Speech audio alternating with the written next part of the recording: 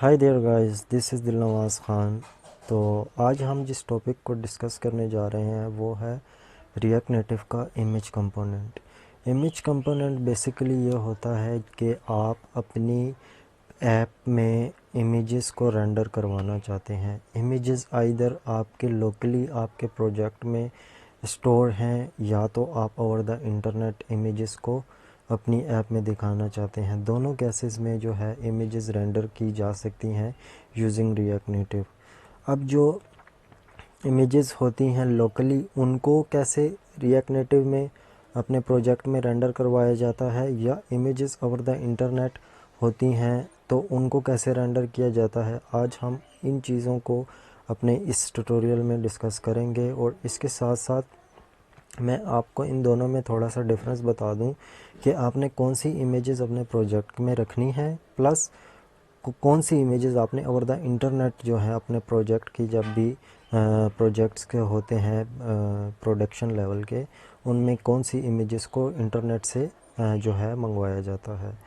तो सबसे पहले देख लेते हैं कि इमेजेस में हमने अपनी जो फ़ोल्डर बनाया हुआ था अपने फ़ोल्डर स्ट्रक्चर में, उसमें जब इमेजेस का फ़ोल्डर बनाया था तो इस फ़ोल्डर में हमने कौन कौन सी इमेजेस रखनी है, ये एक मेन क्वेश्चन है। आपने इस फ़ोल्डर में हमेशा वो पिक्चर्स रखनी है जो आपने अपनी ऐप को डिप्लॉयमेंट के वक्त उन इमेजेस को डिप्लॉयमेंट में भेजना है, क्योंकि ये वो इमेजेस होती हैं जो आपके प्रोजेक्ट का साइज़ को इन्हांस करती हैं, ज़्यादा करती हैं, इंक्रीज़ करती हैं। तो इस फ़ोल्डर में हमेशा वो इमेजेस रखी जाती हैं जो आपने अपनी ऐप की डिप्लॉयमेंट के साथ भेजनी है। मसलन आपकी स्प्लैश स्क्रीन हो गई, आपके ऐप्स के डिफरेंट आइकन्स हो गए, तो वो सारी चीज़ें इस फ़ोल्डर में रखी जाती हैं। अदरवाइज़ जो बाकी चीज़ें होती हैं, जो बाकी इमेजेस होती हैं, वो आपने कोशिश की जाती है कि आप जो भी आपकी वेबसाइट होती है वहाँ से या उस ऐप के जो इमेज का जो लिंक होता है उस लिंक को देकर आप उस इमेज को अपनी ऐप में रेंडर करवाएं। तो इसके साथ हम आज का जो टॉपिक है उसको डिस्कस कर लेते हैं। तो without further ado let's get started.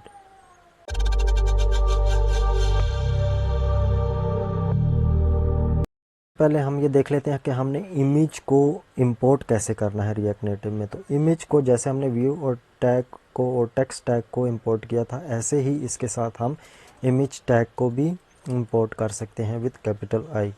तो इमेज को आपने जिस जगह भी रेंडर करवाना है उस जगह पर आपने इमेज का टैग यूज़ कर लेना है, सेल्फ क्लोजिंग टैग, क्योंकि आपने इस इमेज के टैग के ओपनिंग और क्लोजिंग टैग के दरमियान कोई कंटेंट प्रोवाइड नहीं करना, तो इस वजह से ये सेल्फ क्लोजिंग टैग होता है। तो सबसे पहले आपने क्या करना है, इमेज के अंदर जो प्रॉपर्टी देनी है उसमें सोर्स डिफ़ाइन करना है कि आपकी जो इमेज आप इधर रेंडर करवाना चाह रहे हैं उसका सोर्स क्या है। तो ये जो इन करली ब्रैकेट्स के दरमियान डिफ़ाइन करते हैं, यहाँ हम डिफ़ाइन करते हैं कि आइदर हमारी इमेज जो है वो लोकली स्टोर है या ओवर द इंटरनेट हम कोई चीज़ यूज़ करना चाहते हैं। तो लोकली जब स्टोर होती हैं इमेजेस तो उनको रेंडर करवाने के लिए हम एक मेथड लिखते हैं रिक्वायर का। रिक्वायर बेसिकली एक रिएक्ट नेटिव का मेथड है जो हमें इमेजेस का रेफरेंस नंबर बताता है। तो रेफरेंस नंबर से क्या मुराद होता है वो मैं आपको अभी थोड़ी देर में बताता हूँ। सबसे पहले हम अपनी इमेज का पाथ सेट कर लेते हैं। तो ये अब मैं जैसे ही सेव करूँगा अपनी ऐप को तो मुझे इधर अपनी इमेज जो है वो नज़र आ जाएगी, थोड़ा सा टाइम लेगी और ये देख इमेज आ गई है। अब ये रिक्वायर मेथड जो होता है, ये मैंने कहा कि रेफरेंस नंबर रिटर्न करती है। तो वो क्या होता है उसको देखने के लिए सबसे पहले हम इधर एक कंसोल लॉग लगाकर देख लेते हैं कि ये क्या रेफरेंस नंबर रिटर्न कर रही है। फिर मैं आपको बताता हूँ कि रेफरेंस नंबर एक्चुअल में होता क्या है। तो ये देखें 1 इसने रिटर्न किया। अब बेसिकली ये करता है कि ये बताता है, ये रिक्वायर का मेथड बताता है कि आपकी इमेज जो है वो आपके प्रोजेक्ट में स्टोर है, तो उसको आपने रिएक्ट के कंपाइलर को बताता है कि उसका जो रेफरेंस नंबर है, जो उसको ऑब्वियसली मशीन है, मशीन जो है वो इन चीज़ों को तो अंडरस्टैंड नहीं करती, ये जो हमने स्ट्रिंग में लिखा हुआ है वो तो एक रेफरेंस नंबर्स होते हैं जिसके बेस पर वो डिटरमिन करती है कि कौन सी इमेज रेंडर करती है और कौन सी नहीं। तो इस इमेज का जो रेफरेंस नंबर है वो 1 है।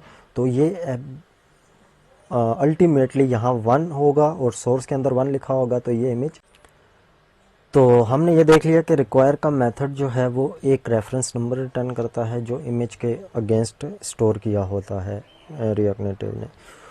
इसके साथ साथ रिक्वायर का मेथड एक और भी बहुत बड़ा काम करता है जो हम अभी थोड़ी देर में हम देखेंगे कि वो रिक्वायर का एक मेथड जो हमने ये मेथड लिखा हुआ है इसके अंदर सोर्स में, ये इसके अलावा भी एक बहुत बड़ा काम परफॉर्म कर देता है। लेकिन वो कंपैरिजन आपको अभी समझ नहीं आएगा, तो उसको समझने के लिए हम अपना अगला जो प्रोसेस है जिसमें हम ओवर द इंटरनेट इमेजेस को लोड करवाएंगे, तो उसमें आप अंडरस्टैंड कर पाएंगे। तो ओवर द इंटरनेट अगर आपने कोई भी इमेज लोड करवानी है तो आपने बेसिकली क्या करना होता है, अपनी जो रिक्वायर का जो मेथड है इसको तो ओबियसली ख़त्म कर देना, क्योंकि ये तो लोकल इमेजेस के लिए यूज़ होता है। तो जो ओवर द इंटरनेट इमेजेस होती हैं उनको यूज़ करने के लिए आपने क्या करना होता है, रिक्वायर के अंदर ऑब्जेक्ट लिखना होगा। उस ऑब्जेक्ट के अंदर हम डिफ़ाइन कर देंगे URI की जो की है उसको डिफ़ाइन करेंगे और उसके आगे अपनी इमेज का जो भी लिंक है वो प्रोवाइड कर देंगे इन सिंगल कोट और डबल कोट स्ट्रिंग में। तो हमारे पास ये एक वेबसाइट है जो रैंडम इमेजेस जनरेट करती है। जब भी आप इस वाली लिंक को हिट करते हैं तो वो एक रैंडम सी इमेज बता देते रिटर्न करती है। तो इसको हम एज एग्जांपल ले लेते हैं। तो ये वाली लिंक जो है कॉपी कर ली हमने और अब जो है इसको हम स्ट्रिंग के अंदर पेस्ट कर देते हैं। तो अब देखें ये जो है रैंडम सी इमेज रिटर्न करेगा, लेकिन इसने रैंडम सी इमेज रिटर्न नहीं की। यहाँ इमेज जो है वो लोड नहीं हो रही। आप इसको एक बार रिफ्रेश करके भी हम देख लेते हैं कि या नहीं, लेकिन टेक्स्ट आ रहा है उसके नीचे इमेज नहीं आ रही, हालांकि इमेज का टैग लगा हुआ है, इसके अंदर हमने लिंक पास किया हुआ है। तो अब वो जो मैं बात आपको बता रहा था कि रिक्वायर का मेथड जो है वो एक और भी बहुत बड़ा काम करता है हमारे लिए, वो URI नहीं करता। अब URI क्योंकि एक ऑब्जेक्ट है जिसके अंदर एक की है URI की और उसके आगे उसका लिंक दिया हुआ है, वैल्यू जो है उसकी लिंक है। अब इसमें आपने इमेज की विड्थ और हाइट डिफ़ाइन नहीं की हुई। अब विड्थ और हाइट जब तक डिफ़ाइन नहीं होगी तो रिएक्ट नेटिव जो है उसको डिटरमिन नहीं कर सकता कि आपने इमेज दिखानी है तो कौन से साइज़ की दिखानी है, उसकी विड्थ क्या होगी, उसकी हाइट क्या होगी। जब तक आप विड्थ और हाइट डिफ़ाइन नहीं करते तो रिएक्ट नेटिव इमेज को जो है स्क्रीन पर रेंडर नहीं करता। अब चूँकि हमने इससे पहले जो एग्ज़ाम्पल देखी थी, अगर मैं इसको कॉपी कर लूँ और Ctrl+Z करके आपको दिखा सकूँ, ये देखें। अब इस टाइम पर जो है वो इमेज जो है उसको भी हमने नहीं दिया हुआ, लेकिन जब हमने ये वाला लिखा तो इसको भी तो नहीं दिया हुआ। होना तो ये चाहिए था, जैसे इसको विड्थ और हाइट नहीं दी तो रिएक्ट नेटिव ने जैसे ऊपर वाली लोकल इमेज को रेंडर किया था ओवर द इंटरनेट जो पड़ी हुई है उसको भी रेंडर कर दे, लेकिन ऐसा नहीं होता। अब ये जो रिक्वायर मेथड होता है ये सिर्फ रेफरेंस नंबर ही रिटर्न नहीं करता, ये इस इमेज को जो हमारे प्रोजेक्ट में स्टोर है इस इमेज के मेटा डाटा को भी रीड करता है। और इस मेटा डाटा में अगर विड्थ और हाइट डिफाइन है, यूजुअली होती है, तो वो उस विड्थ और हाइट को इसको असाइन कर देता है और इमेज के ऊपर स्क्रीन के ऊपर उस इमेज को रेंडर कर देता है। अब अगर आप इस प्रोजेक्ट में आएँ और देखें सोर्स के अंदर एसेट्स में इमेजेस के फोल्डर में, अगर इसका मेटा डाटा मैं आपको दिखाना चाहूँ तो इसकी प्रॉपर्टीज़ में जाकर हम देख सकते हैं कि ये इमेज बाय डिफ़ॉल्ट 500 बाय 500 है, 500 विड्थ और 500 हाइट। तो इस इमेज का जो मेटा डाटा इसने रीड किया वो वहाँ से विड्थ और हाइट इसकी गेट कर ली, इस वजह से हमें ये ऊपर वाली जो इमेज है ये नज़र आ रही है। लेकिन चूँकि नीचे वाली जो इमेज है वो इसलिए नज़र नहीं आ रही क्योंकि इसका मेटा डाटा है ही नहीं हमारे पास प्रोजेक्ट में। तो जब तक इसका मेटा डाटा नहीं है तो ये इमेज इस वजह से विड्थ और हाइट इसको नहीं मिल रही। तो जैसे ही हम इसकी विड्थ और हाइट डिफ़ाइन करेंगे हमारी जो इमेज होगी वो हमें नज़र आ जाएगी, विड्थ और हाइट। इसी के ऑब्जेक्ट के अंदर भी आप डिफ़ाइन कर सकते हैं और इस इमेज को स्टाइलिंग में भी स्टाइल की प्रॉपर्टी पास करके उसमें भी विड्थ और हाइट डिफ़ाइन कर सकते हैं। दोनों गुड टू गो हैं, लेकिन बेटर यही है कि आप इसके ऑब्जेक्ट में ही आप इसकी सारी चीज़ें लिख दें। और हाइट डिफ़ाइन की उसने इमेज को रिटर्न कर लिया। तो ये था रिक्वायर मेथड जो है जो लोकली इमेज को रिटर्न करता है वहाँ, और URI के दरमियान जो डिफरेंस है वो ये है। अब इसके साथ रिएक्ट नेटिव की जो इमेज कंपोनेंट है इसमें आप और भी बहुत सारी प्रॉपर्टीज़ जो हैं वो दे सकते हैं। हम उसमें से एक दो डिस्कस कर लेंगे और बाकी जो है मैं वर्बली बता दूंगा कि सबसे पहले तो आप जो है इमेज जो कंपोनेंट है उसके ऊपर ये जो बंच ऑफ प्रॉपर्टीज़ हैं आप इनको टेस्ट आउट कर सकते हैं और अपनी जब भी नीड होगी उसके अकॉर्डिंगली यूज़ कर सकते हैं। तो बाकी कंपोनेंट्स की तरह इसमें स्टाइल कंपोनेंट ऑब्वियसली इसमें भी है, आप इसमें भी स्टाइल कंपोनेंट दे सकते हैं। जैसे मैंने अभी जो विड्थ और हाइट दी है यहाँ, बहुत सारे लोग जो विड्थ और हाइट है वो इसके स्टाइल कंपोनेंट में डिफ़ाइन करते हैं, तो वो भी एक्सेप्टेबल है, और यहाँ भी आप अगर दे दें तो ये भी एक्सेप्टेबल है।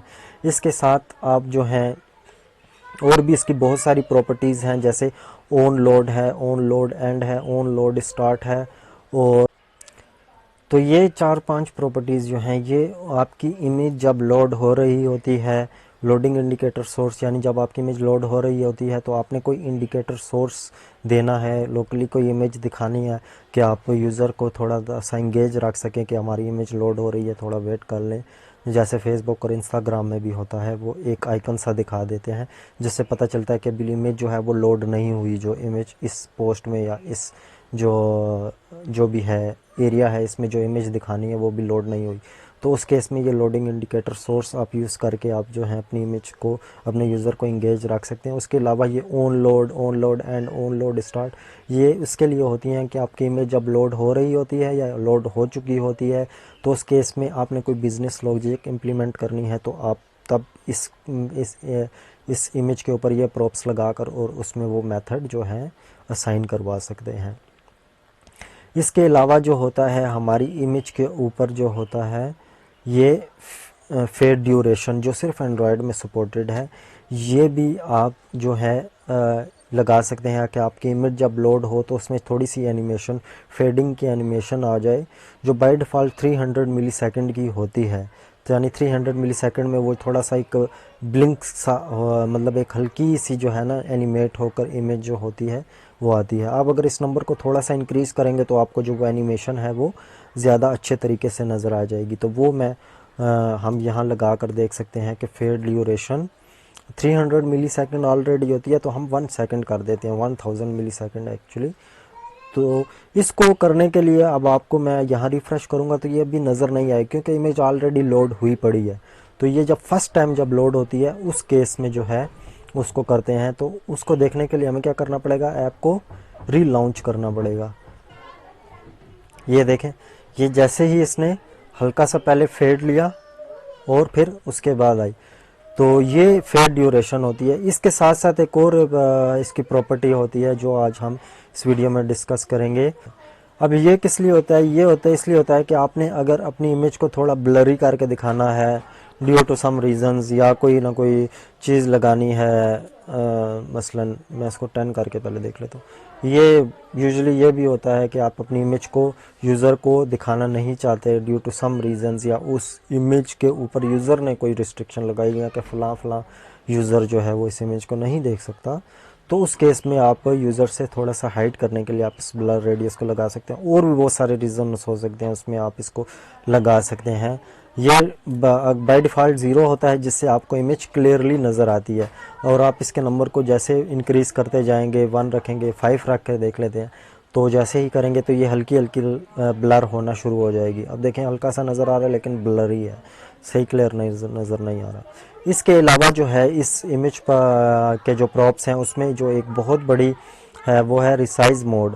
रिसाइज मोड क्या होता है कि आपकी इमेज जो डिफ़ाइन की हुई है, यानी यहाँ ये पहले सेंटेंस में क्लियरली बता दिया है कि determines how to resize the image when the frame does not match the raw image dimensions. तो जो चीज़ आप विड्थ और हाइट डिफ़ाइन कर रहे हैं, जो यूआरआई की इमेजेस आपने लिखी हुई हैं या आपकी जो लोकल इमेजेस हैं, लोकल इमेज को भी आप बाय द वे आप साइज और विड्थ दे सकते हैं। तो उस केस में जो चीज़ आपने जो विड्थ और हाइट डिफ़ाइन की है वो मैच नहीं कर रही जो इमेज के रॉ डायमेंशंस हैं, रॉ इमेज डायमेंशंस, तो उस केस में आप इसको यूज़ कर सकते हैं। डिफ़ॉल्ट जो है वो कवर रीसाइज मोड होता है इसका, जो है जो एज इट इज़ जो चीज़ आपने विड्थ और हाइट दी हुई है वैसी ही इमेज दिखा दो। तो हम जो है रीसाइज मोड को डिस्कस कर रहे हैं। तो सबसे पहले मैं ब्लर रेडियस जो है उसको 0 कर देता हूँ ताकि इमेज जो है वो क्लियरली नज़र आए हमें। तो रीसाइज मोड को भी ऐसे ही प्रॉप में असाइन किया जाता है जैसे कि बाकी हमने किया है रीसाइज एक मेथड है, मेथड नहीं यूज़ करना, मोड यूज़ करना। मेथड का कोई और पर्पज़ होता है। तो आपने इसके अंदर लिख देना। सबसे पहले आपने ये देखें 4-5 प्रॉपर्टीज़ हैं, कंटेन, कवर, रिपीट जो हैं अपने जो दे सकते हैं।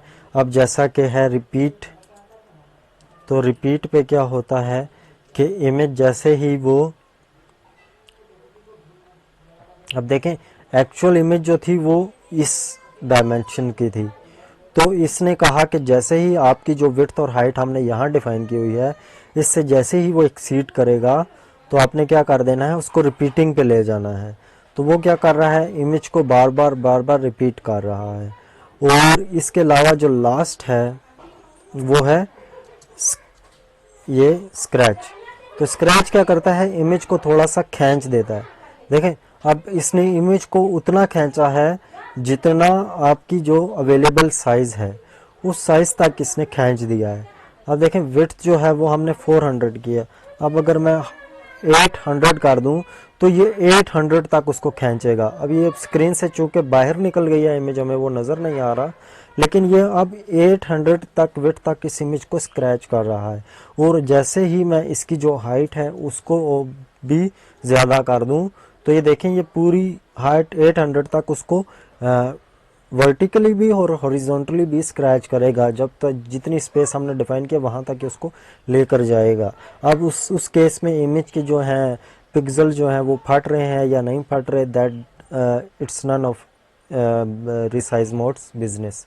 तो ये रिसाइज मोड का बिजनेस नहीं है कि आप जो है वो कितना दे रहे हैं।